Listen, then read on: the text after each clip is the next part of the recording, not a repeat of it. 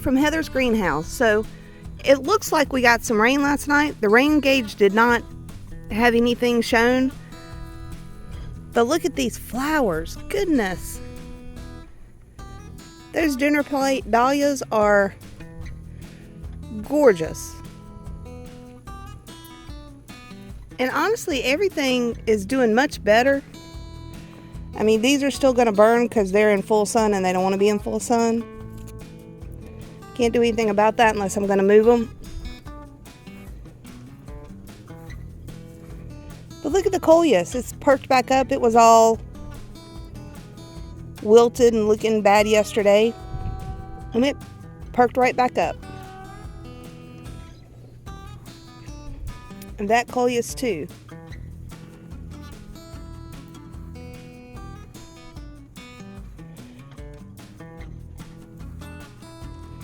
And maybe the strawberries didn't die.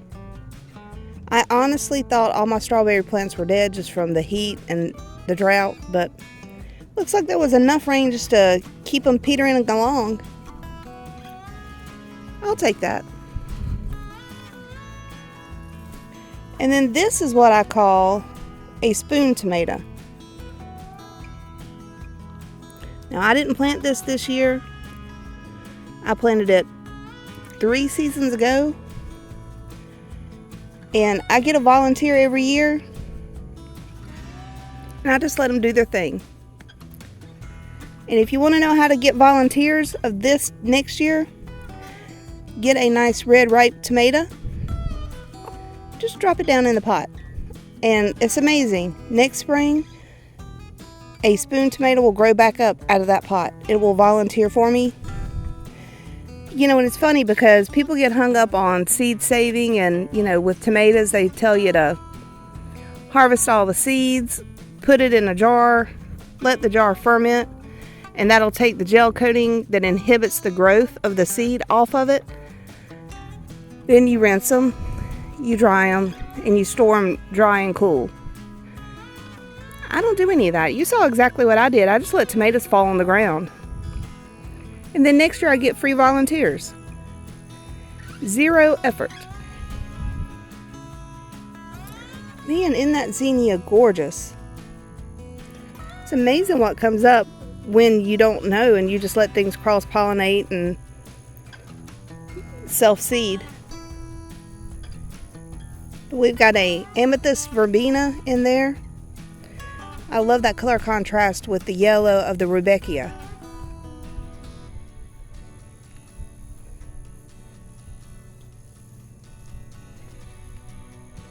And it looks like the blueberry bushes are doing better. I still don't know what's attacking them. I mean, I've got definitely white flies. You can see anytime I touch something out here, all the little white flies take off.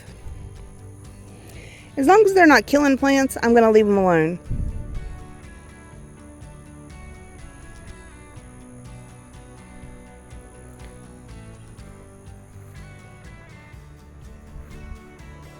And I did cut back the chrysanthemums the other day.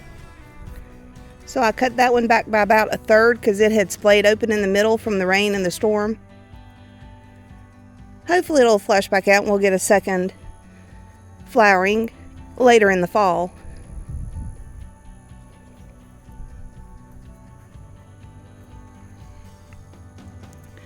My goodness, that sunflower is a good 8 foot tall.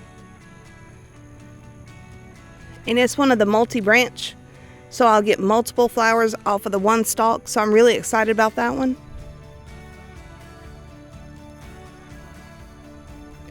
And here's the other chrysanthemum that I did come out and trim. You can see I trimmed that one more just surface trim. I just took all the spent blooms off and just kind of reshaped it a little bit. I didn't have to do a 3rd cutback like I did on the other one because it had stayed nice and tight for me.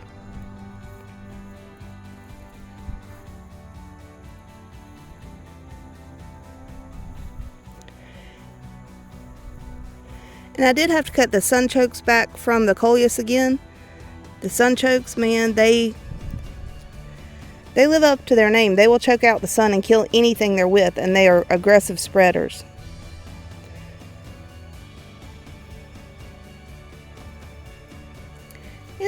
this. We're going to have some flowers on this for the fall.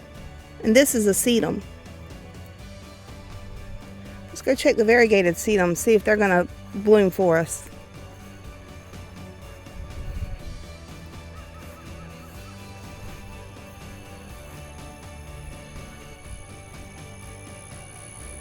Oh yeah, we've got some flower beds coming up on it.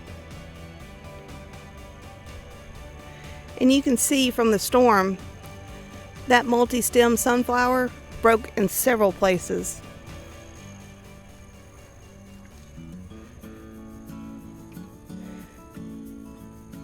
And there's ants all over it, and honestly, I think I'm gonna leave it for right this second and come back later with some secateurs and clean that up, and probably throw the sunflowers out for the deer in one of the natural areas.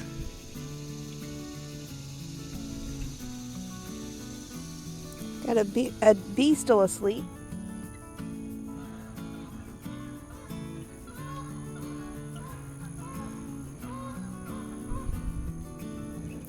And I try not to bother them when they're still sleeping. I try not to wake them up. They're wanting to sleep in. Let them sleep. Alright, this area over here, I think I'm going to do the Jim Putnam mulch method. I think I'm just going to get a truckload of dirt delivered and just mulch that entire area around those two beds. And I did mulch around so these are the two hibiscus and the serviceberry that we transplanted and moved from the courtyard to the back, because in the courtyard the deer were jumping the wall and eating them. So I'm hoping with them being back here and not having any deer pressure, they'll be able to leaf out and grow again and have enough energy that when they die back during the winter, that they'll flush back out next fall.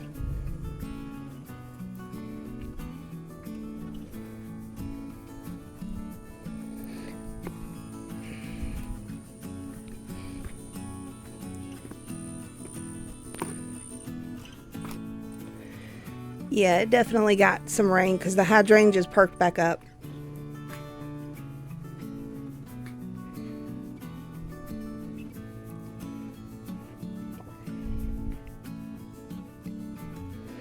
Alright, until next time, happy gardening.